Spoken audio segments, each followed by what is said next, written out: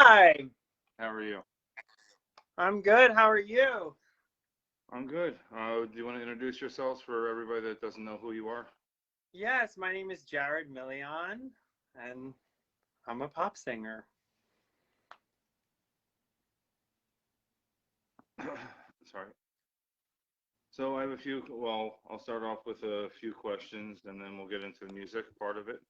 Cool. All right, this actually came from one of your fans, actually. What piece of advice, what piece of advice you've received that always stuck with you? Um, Probably to.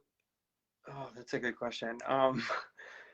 I think of like all the advice I've been given, probably that there are no rules really, and that like rules are more when it comes to like expressing yourself or creating art or making music. They're the only like all like rules and apprehensions and guidelines and stuff like that. That's all kind of like brainwashed into you to make you think that like it's almost to set up like figurative roadblocks to prevent you from achieving something, and like they just don't exist. That's probably the best advice I was ever given.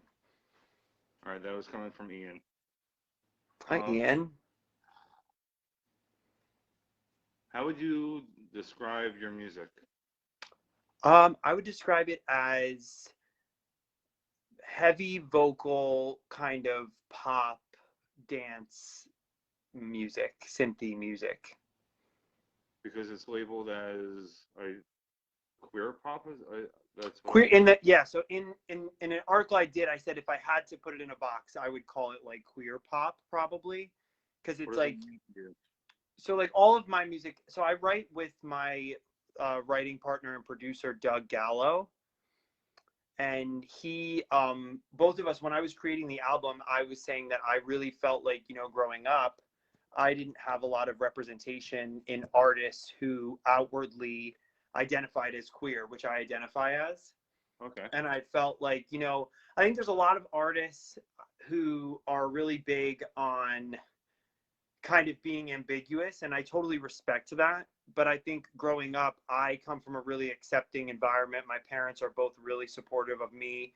My brother's also queer, and they're supportive of both of us. And I think for me, when I was looking for representation in music when I was younger, growing up in the 90s, that was like a lot of like, is he or is he, isn't he, or like, is she or isn't she? And I think that was cool back then.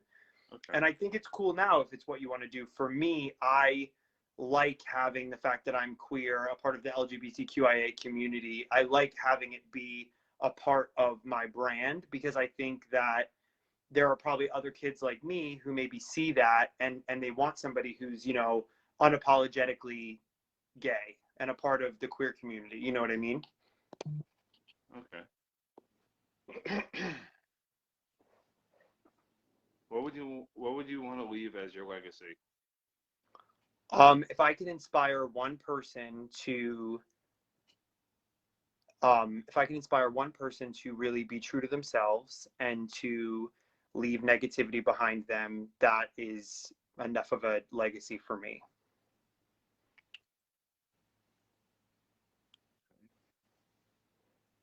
Is there a song that you have to block out Like that I don't want to listen to. that you don't want to listen to because A, it reminds you of something tragic or bad time? Um, you know, Over like the last year of my life, I kind of went through a situation with a group of people who were kind of I just went through a really negative situation, Okay. and there are some of it was my responsibility. I would say that like the aftermath of it was absolutely not my responsibility, and it was kind of like a witch hunt to hold me accountable for things I did and didn't do, and it was just kind of like a really disastrous situation. And there's some music associated with these people that I probably would skip if it came on like my shuffle when I was listening to it. But more so just because like I want to be in a positive place and I want to move forward. Like those people are completely inconsequential to me. It's just one of those things where maybe if I had to answer that question, it's probably songs that remind me of those people.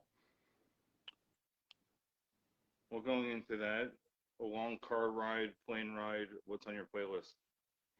Um, a lot of stuff. So definitely like a lot of old school Motown, a lot of like, so I'm a huge fan of like really old school Aretha Franklin. I really love old school like Stevie Wonder and that kind of a vibe.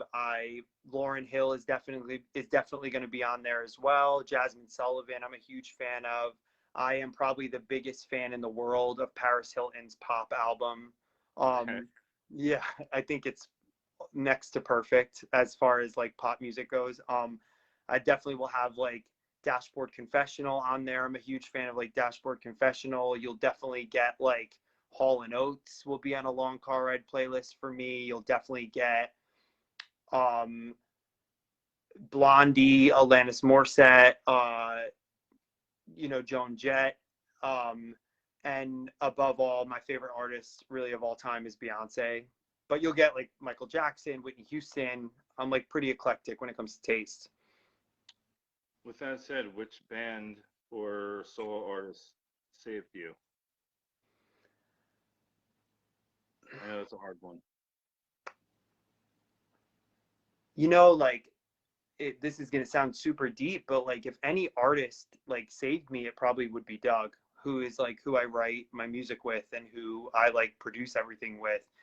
Because I don't really think that it's not so much that I wouldn't have like somebody that saved me or that I wouldn't need saving, but a lot of times like when I think of music and I think of kind of like different songs and I think of different artists, I'm more of like an escape kind of a thing. It would like rather than like have it be involved in my journey, it would be more of something I would escape from. And really working with Doug and writing this album with Doug maybe saved me when I didn't realize I like needed saving, if that makes sense. So it's a corny answer, but it's definitely Doug. No, I don't see that being a corny answer. What would be your dream tour? Like who else would I tour with? Yeah, who would you want to feature with or tour? So okay, so I've never been asked this question, but I've definitely thought about it. My dream like tour, like I grew up with this girl Donna Missile, who she's really killing it right now. She's about to go on tour with churches. She's insanely talented. If you haven't heard of her, look her up. My dream would be to open for her on a tour. That would definitely be like peak level dream would be to open for her. But I also like, I have a friend named Rich Hennessy who is making a lot of waves in Nashville as far as like pop music. I'd love to go on tour with him.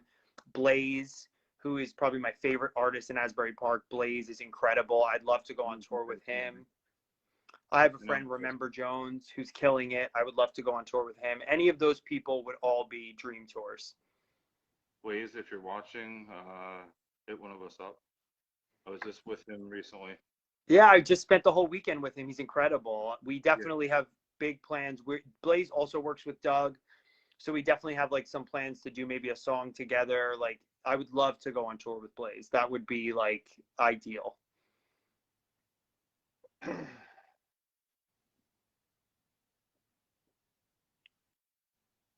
I love technology. Just give me It's one okay. second. Me too. I love it. Never works how you want it to work, right? Never.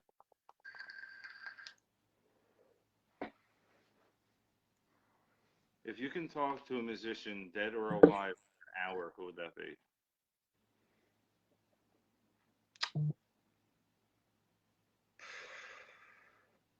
Oh my God, what a question. I think for on a personal level, like for my own personal like experience and my personal growth and things that I've been through, it would definitely be Beyonce. But I Okay. think on like a musical, like kind of like grand scale, it would probably be Freddie Mercury, I think. Okay. Then we'll throw some fun questions in here. If you were on death row, what would be your last meal? Um, it would be a, it would probably be like a skirt steak with, um, it would probably be like a skirt steak with chimichurri sauce and like rice and vegetables, probably, and like lobster and like probably a lot of shrimp, a lot of food. So your new music video, where was that filmed? At Rebel Supply and Co. in Asbury Park, which is probably my favorite store in the world, but it is definitely my favorite store in Asbury Park. It's like a thrift store, consignment shop, like indie brand kind of place. It's owned by my friend Casey, and my friend Abby works there. I was blessed to have the opportunity to do that video with them. Like, it's still to this moment one of the greatest gifts I've ever been given in my life, was the opportunity to do that video there. If you have never been there, it's like a different world. It's one of the coolest places I've ever been in my life. Well, speaking of the music video, I'm gonna put a clip in later. But Cool. did you have any vocal coaching at all? Because your range is out of control. Oh, thank you so much. So yes and no. So I did, I grew up studying with so my background is a lot of my experience growing up and professionally was like musical theater. And I think it was because my parents, there wasn't really an outlet for the way that I sang or what I wanted to sing when I was like a little kid. So I think it was like, we're going to, like, there was theater and I could do theater and I loved theater, but I started working professionally in theater after I graduated high school. And I kind of realized that like the role that I wanted to play the most was myself. And I kind of realized that performing in theater wasn't really what I wanted to do. It was fun, but it wasn't really like what I wanted to do. So I got a lot of training just experience wise there, but I did, when I was younger, study pretty extensively with Howard Whitmore, who was a teacher of mine, Don Lawrence, and I studied for about 6 months. He was like one of Lady Gaga's coaches at the time. I studied with, who else have I studied with? I kind of like unofficially study with Julie Galarenzo, who is an incredible performance coach.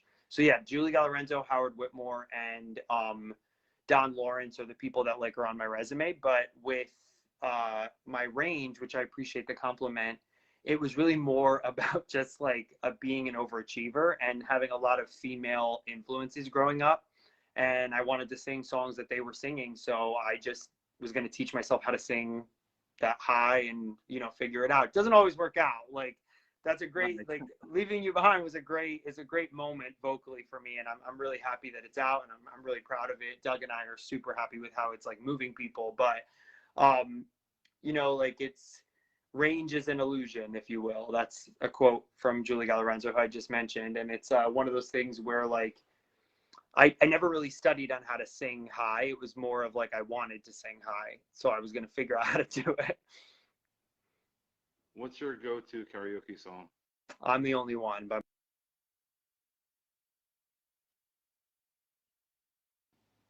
By who? I didn't. I'm the Only One by Melissa Etheridge. Okay.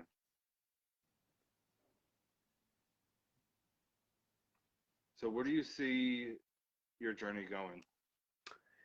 I see, the album coming out. I see us like starting to do live shows. I see us like possibly going on tour. I see us, making a lot of waves in the LGBTQIA community. I see us continuing to make music and inspire people. Like, I want to change the world. Like, I want anybody that wants to follow their dreams to follow them, no matter how crazy they feel. Because in my opinion, like, your dreams are only crazy because of limits that the world has set on you, not because of reality.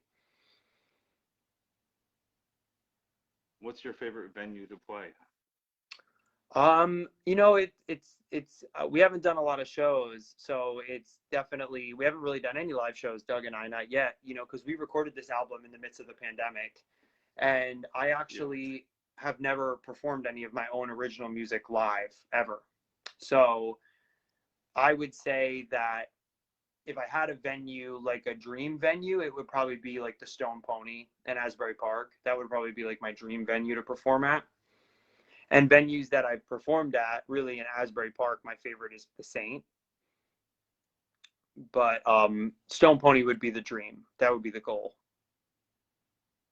Yeah, the Saint has the like amazing acoustics at the Saint. Yeah, I performed at the Saint twice, I think, 3 times. I performed with, I mentioned earlier, my friend Remember Jones. He had a previous band. I performed with him there. And then I think I performed with them again, maybe there. But the Saint is cool. It's a really cool vibe. I like it. It's definitely like, you know, Asbury Park has such a rich, incredible music scene that it just feels like kind of cool to be a part of that in any way, you know?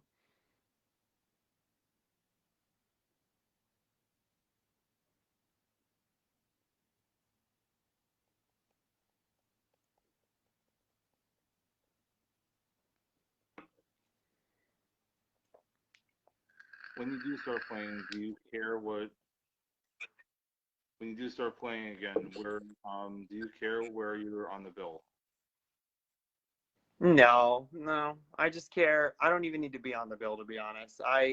You know, like, I think Doug and I are lucky because our music is kind of like its own thing right now.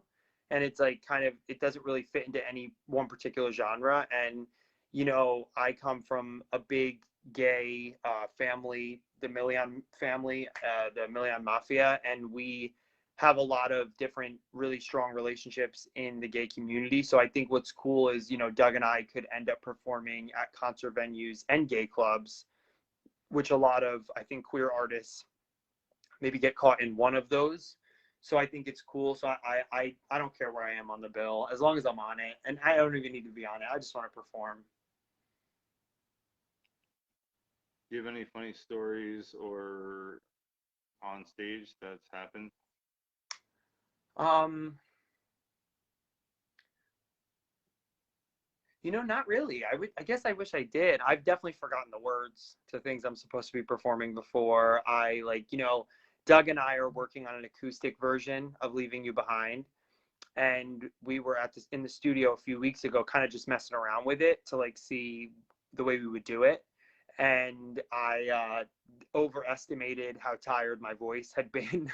And we like, I have a recording of it which I will never share, but like it's just horrific. Like I try, like Doug is such a great guy and he's so complimentary of everything I do, but like I was singing it and on the recording I'm like, Jesus, like I start yelling, I'm like, my voice is shot, like so it's like funny stuff like that. But you know, I'm still kind of new at this, like performing my own music thing, so I guess I look forward to embarrassing or funny stories that will come, because trust me, I am a mess of a human, so I'm sure they will come eventually. Speaking of your voice, what do you use? Do you use throat coat or lemon, honey, or So I do have like a small kind of ritual, I guess. So I don't drink anything carbonated before a performance, like usually like within like 24 hours before a show. I love, like, there's a tea from Starbucks that I am a huge fan of. It's called the Medicine Ball tea, and it's wonderful. I like throat coat. I've found that throat coat the same day as a performance sometimes dries me out a little bit, but I do love throat coat after a performance. There's nothing better. Honey, I'm a big fan of. I also, the my non-negotiables are, I don't really drink alcohol, but I will always do a shot of like honey jack or blackberry brandy before I sing, and I will always eat something like greasy. So like a Big Mac or like a White Castle burger or like an Annie Ann's pretzel. Those are like non-negotiables. Always a shot of either honey jack or blackberry brandy, or and a small greasy food item. I was told mustard works too. I hate mustard, but I guess Yeah, I guess I would try. It just gives me like a. I'm telling you, like there's nothing like a Big Mac before you perform. It sounds crazy, but like it's so good. It's so good. It's like it just like gets it all greasy and nice, and then you're really able to soar. And like honestly, like the honey jack is like doing just a small shot. And like blackberry brandy I love because it tastes like medicine, so it doesn't even feel like you're drinking. And you do like one shot and it's like opens everything up. So if you weren't performing, what would you be doing?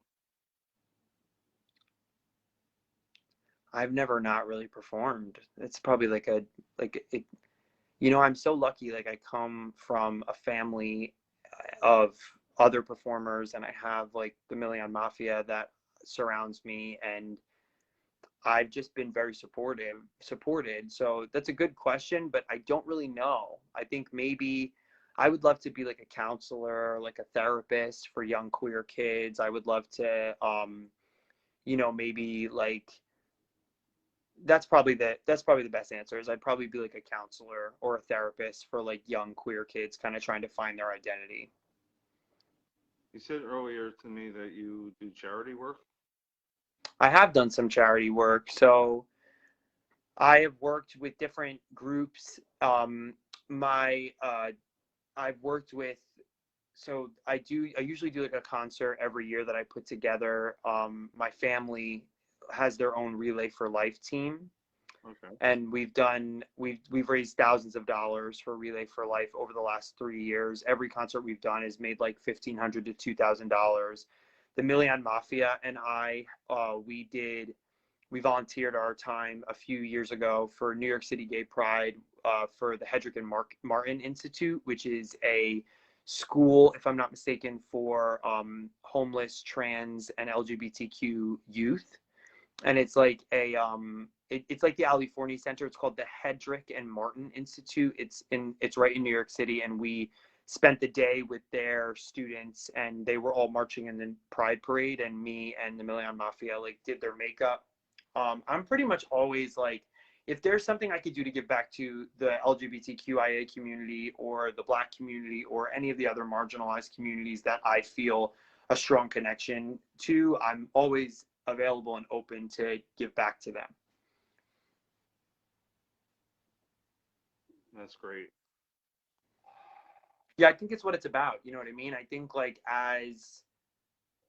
if you are influenced by, like I have a lot of my influences are Black women, and I just think that a lot of my my musicality and like my the way that I sing and the things that I do come from being inspired by Black women. So it's really the least I can do is try my best to give back to the Black community. And the LGBTQIA community is my community. Those are my people. That's where I'm from. So I'm going to do whatever I can to, give back to the community that has given so much to me, honestly.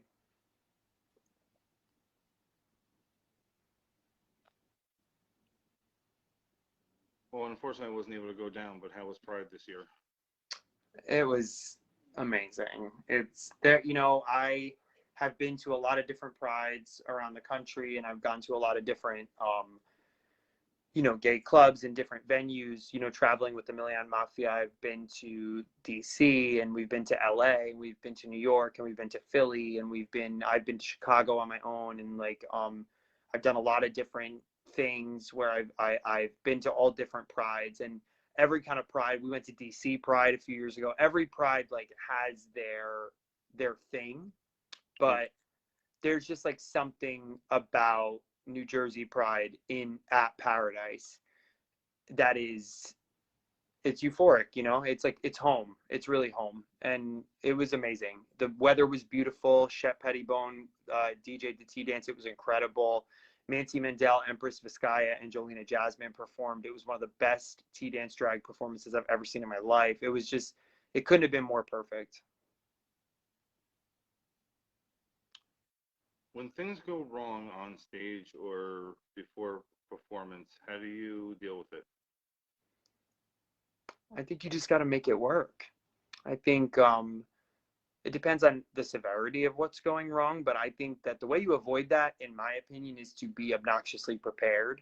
I often tell people that like my anxiety manifests itself in looking for things that I already know where they are, So I'm like a list checker and a list maker and a list follower. So I think when things go wrong, you kind of have to just kind of push forward, because I think even in my making of the lists and making of the and checking the lists and doing everything you're supposed to do, I don't think I've ever had a show or a performance where something that that happened that I didn't prepare for. So I think it's kind of like, let's make this list and hope that nothing goes wrong. But if it does, it was meant to go wrong. You know what I mean? Do you still have stage fright at all? I've never ever had stage fright ever in my life. I no, no. You know, I get nervous. I get nervous when people listen to any of these songs that Doug and I wrote.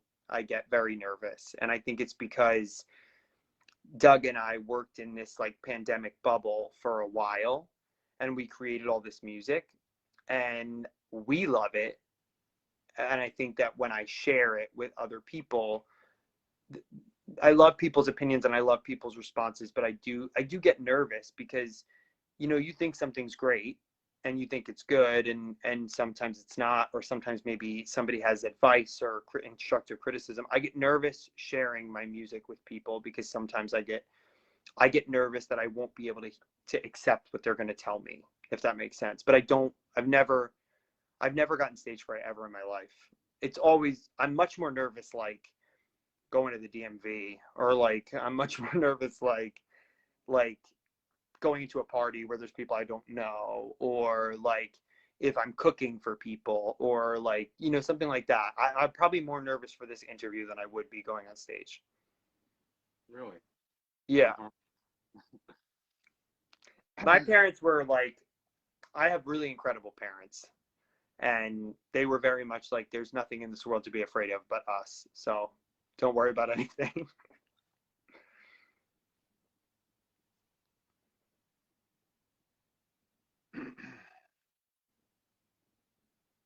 So, is there anything you'd like to say to your fans?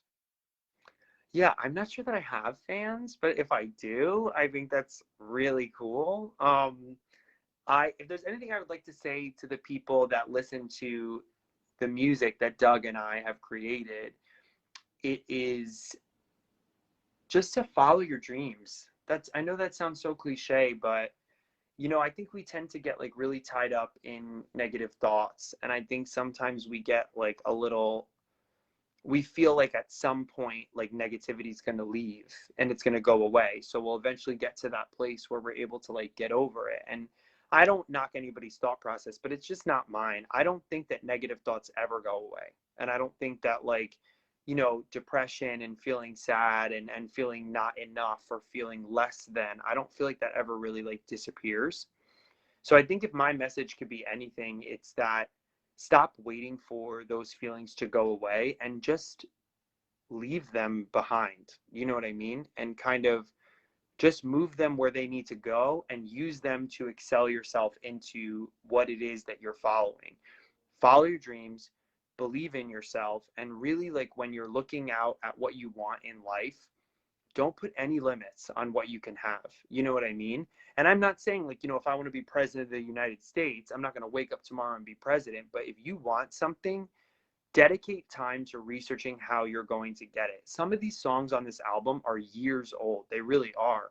And it wasn't until I found Doug that I was able to write them or create them. You know what I'm saying? It wasn't really until I started working with Doug that I was able to kind of bring them to life. And that's what it is for me, is like, for me to follow my dreams, I had to meet Doug, but I had to find Doug and I had to then go forward that way. So my message to people is really look at like the limits you're setting on yourself and realize that like they're just not real, and like they're just like brainwashing by society to make you think you're supposed to like work at a desk for the rest of your life. And if that's what you want, I think you should get it. But I mean, like, if you want something that seems like crazy, like, just go for it. Like, if you have a dream that you want to follow, like, go for it. Don't ever look at a dream as if it could not be a reality. I think that's really like what I hope to inspire people to believe in, is that like they can do anything they want. They can take the reins of their own life and control whatever they want. You know what I mean? Like, if you want to be a star, like, you're already a star then. You know what I mean? If you want to be successful, like, do whatever you need to do to be successful. If you want to be fabulous, like, be fabulous. Don't let anything, especially other people's thoughts and opinions, like hold you down. You know, a quote that I say often is that I love when people compliment me, and I love when people give me praise, and I appreciate it. I always will appreciate it. But for a while I had to put compliments and negative criticism in the same reaction bubble, because the only way that I could move negative thoughts to a different part of my mind is if I didn't put so much weight in positive thoughts. And by doing that, it brings you to like a level of consciousness, if you will, where you're really able to see your own art and your own work and your own dreams as your own, and not something that other people get to dictate or direct or move or design. And I think that's like when someone says, you know, this song moved me, or the message of this video meant something to me, or reading these lyrics like did something for me. That's when you can say like, wow, I'm so happy that I was able to reach someone that way. You know what I mean? Do you have a muse? Hmm. I don't know. I mean, I'm inspired to write by like a lot of different things. I try to write about what I feel, or what I think like the world needs to hear from a white queer guy from New Jersey. So for me, like I think if I had a muse, it would be like obviously like my boyfriend. I've been with my boyfriend for 6 years. I love him, and I have a lot of music about him, and like, you know, Doug really, really, really inspires me. He really, really, really does, to just like go for it. But I think that like the muse for me would be like my 12-year-old self, you know, because I think for me, it's that's what it's all about, is just being the person that I needed when I was younger. And I think that I feel a duty to myself as a young person to honor dreams I had as a young person that maybe when I became a teenager I saw as impossible. So I think that now I feel like I have a duty to be inspired by that little guy. And that's really, I think that's what I'm the most, that would be the muse if I had one. Okay.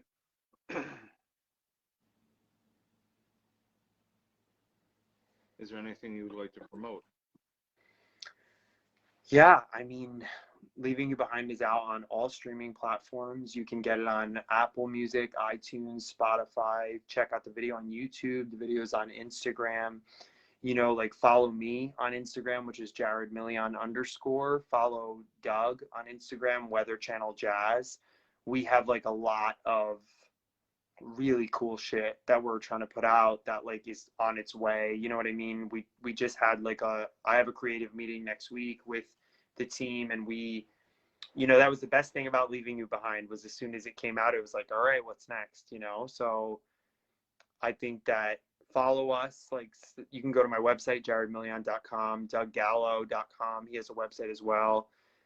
And you can pretty much follow like where this journey is going to go. You know, we have a plan for like the rest of this year. We have like a bunch of really cool songs and videos that we want to get out there. So just like keep following us on social media, and obviously please keep streaming the song on Spotify, and keep watching the video on YouTube, and keep downloading it, sharing it on Instagram. Like, you have no idea like what that not only does for us as far as gauging like our audience, but it just does so much for us like emotionally and personally.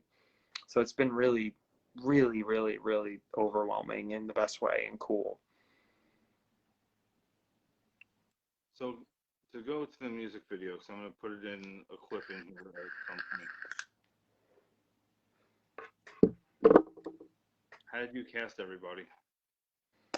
Okay, so I conceptualized the video with Doug, and then I spoke with the director, Benjamin Lieber, and the director of photography, Chris. I should have learned, I can't really pronounce his last name, but you can see him on all my social media. I tagged him in everything. That's so embarrassing. But we kind of had meetings about it and we decided what we wanted to do. So once I decided what we wanted to do, I always wanted a kid in it. Like I always wanted there to be a kid to kind of represent me as a kid and other queer kids. And this kid, Ben, who is just like a star, he, I know him through my friend Julie, who I've mentioned a few times on here, and he's one of her students. And I reached out to his mom, and I was like, his mom's Julia, she's amazing. And I was like, would Ben want to be in my music video? And they were all about it. They were so, so, so into it. So I cast Ben first. Ben was the first person I asked. And then every person that is in the video scene with me, like everyone that's like in the building, like kind of partying with us, they're all like my best friends. So Keziah Jones is in there. She's one of my best friends. Lyle Dungy, one of my best friends. Jay, Herbert, and Magenta Milian, they are 3/5 of the Milian Mafia. Magenta's my brother. Emily, who is Doug's partner, she's incredible. She is in the video. Doug is obviously in the video. There will never be a video without Doug. Abby, who works at the store, she let her do a little cameo. I was really excited that she'd be in it. They're all just people in my life, you know. I don't think I'll ever do a music video with like randoms, you know. I think I always want it to be like kind of like a time capsule of where we were at the time in our lives. And I'm glad they were all part of it. My boyfriend did my hair, and then so it's like a family affair, you know. I financed pretty much everything myself, and then at the last minute, my dad, my mom, and my brother all unprompted gave me money for the music video. So I paid for basically the album out of my own pocket, and Doug has paid for stuff too as well, obviously, because it's like a collaborative project. But my parents paid for the music video. They didn't even need to, like but they just wanted to. So That's pretty cool. it was like a family affair. Everybody that was on set that day was a family. You know, one of my best friends, Kelly, took a bunch of behind the scenes photos. This incredible photographer named Joy Morgan, I met her that day. She took all these incredible photos. It was just a great, great, great day. One of the best days of my life. I barely remember it. That's how good it was. So how did you come up with the idea of the shop? You know, I'm a huge fan of the store. One of my best friends, Herbert is also in the video, one of the Milians, Herbert Milian. His boyfriend, Zach, owns AP Greenery, which is an incredible flower and plant shop in Asbury Park, right on Bangs Avenue. It's right around the corner from the shop. And they've been together for about 2 years. And I, through Zach, met Abby, who is incredible. And she's one of the managers over at the shop. And through Abby, I met Casey. And they're kind of like a little community there. And, you know, Asbury Park is arguably like the gayest town in New Jersey. And I really wanted to represent everything it had done for me. And I wanted to, you know, represent it well. And, you know, like, there's a lot of history with Rebel, like the t-shirt I was wearing in the beginning, the no hate, no KKK, no fascist USA. That's like a huge part of Rebel's story.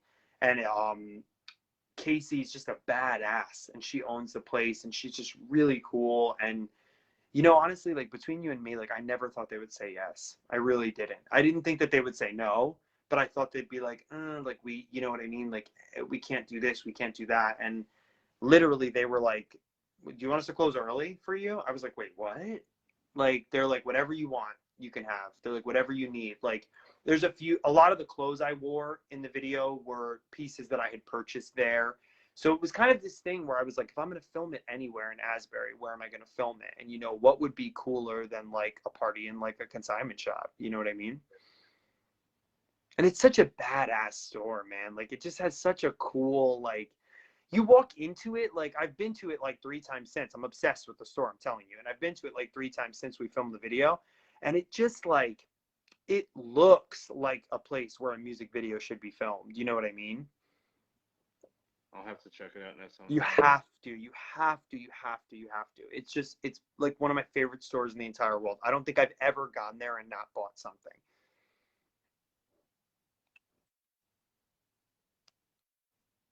I'll This ask is you. actually, oh no, this is from Interwoven, another cool Asbury Park clothing store. This is from Interwoven. Just random question. If you had a genie, what would you wish for? A genie, what would I wish for? 3 wishes. Um,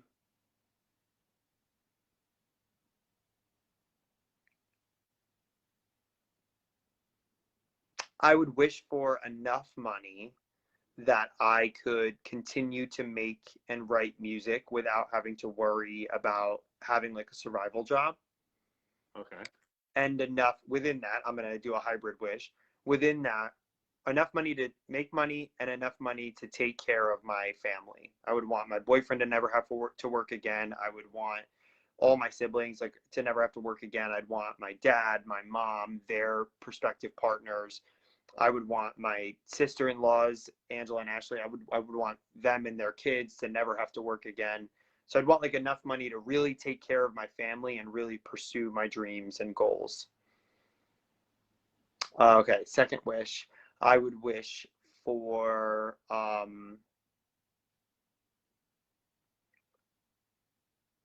would wish for everyone that I love to always know how much I love them no matter what. No matter what happens, no matter what was going on, I'd want them to know how much I love them. And I think that my final wish would be for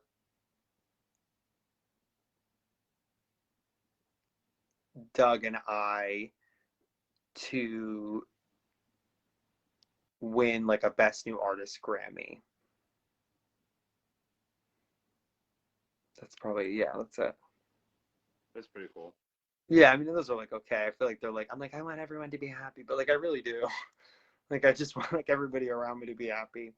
And I want Doug and I to be, Doug is such a genius. And like, I want, he works with so many people. So it's like one of those things where like, I want us to be so successful that like, we don't have to work with any, we could just be us and like kill it, you know? I'll give you one more wish, just for yourself. Just for yourself, nobody else.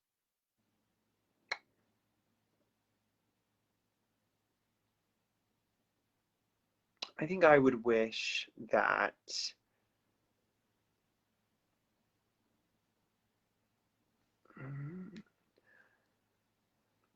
I think I would wish that I wouldn't give in to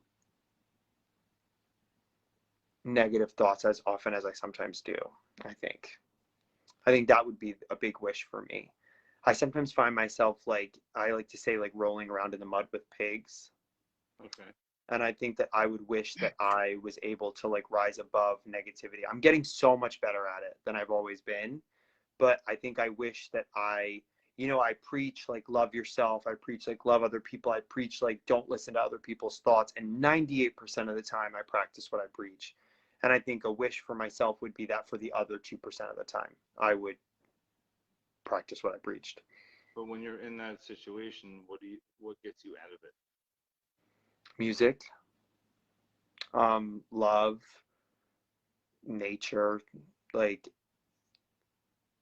myself, like when I had a moment today where like I almost lost it and I was like, you know what, like it's not that deep, it's just not that big of a deal. Like I said, like even myself, sometimes it's like negativity, especially negative people, like they don't go anywhere. They're not going to go anywhere. And They're it's not. like, I I'm a big fan of like block and delete on social media. And people are always like, you blocked me or you deleted me, and I'm like, yeah man, like we could be friends in real life. I don't need to see like the energy that you bring to the space every day. It's like bringing me down, so it's like I try to like I think that mm, I think that like our minds work in really like duplicitous ways. And I think sometimes like we think we're on the right path mentally, but like we're really tricking ourselves into what we think feels the best. And for me, like sometimes I got to just let my heart lead over my head. And I think a lot of people might say the opposite. But for me, sometimes my heart just knows what's right for me and my head is like overthinking it.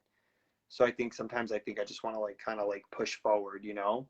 There's like really nothing in life that's like worth your peace. Nothing in life is worth your peace. Speaking of that, where's your happy place? I'm in it right now. It's my bedroom. My cats are like outside the door. Um, you know, I live with my boyfriend. We have an apartment that we're proud of and a life that we've worked really hard to build together. That would be a big happy place. I probably have three answers. Sorry. It would be like with my boyfriend. Um, it would be with the Milian Mafia and my blood family. I'm always happy when I'm with my family or my group of best friends. And finally, it's truthfully in the studio with Doug. Like it's really like just where it's at. You know, I look forward to working with him. I look forward to our studio days. We both do. It's like we're going on vacation. Like every time we're about to meet in the studio for like the 2 days leading up, he's like, I have this idea. I'm like, I have that idea.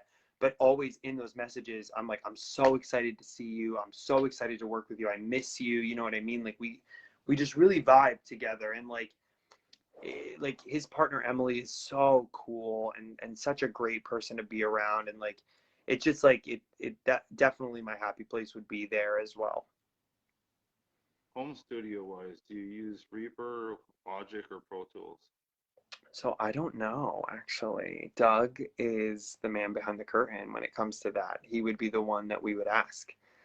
Um, I use my voice and my hand when I write the lyrics, and but Doug does everything. Doug took like pages of my diary and turned them into like pop songs.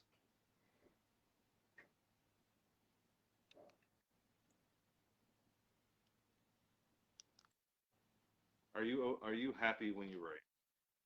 Yeah, I write when I'm sad too, but I'm happy when it's good. I'm happy when I write every day. Like I write music every day. And a lot of it is shit. You know what I mean? A lot of it is like stream of consciousness, or a lot of it is like something that makes no sense, or a lot of it, my favorite is like when I've written a whole song and then I sing it and someone's like, that's a like that's another song. Like you're singing somebody else's song. And I'm like, shit. Like it's like stuff like that. But I'm happy when it like I like to have simpler lyrics with like big meaning. Like I like to have it doesn't like I always say like there's so many artists that like are just so focused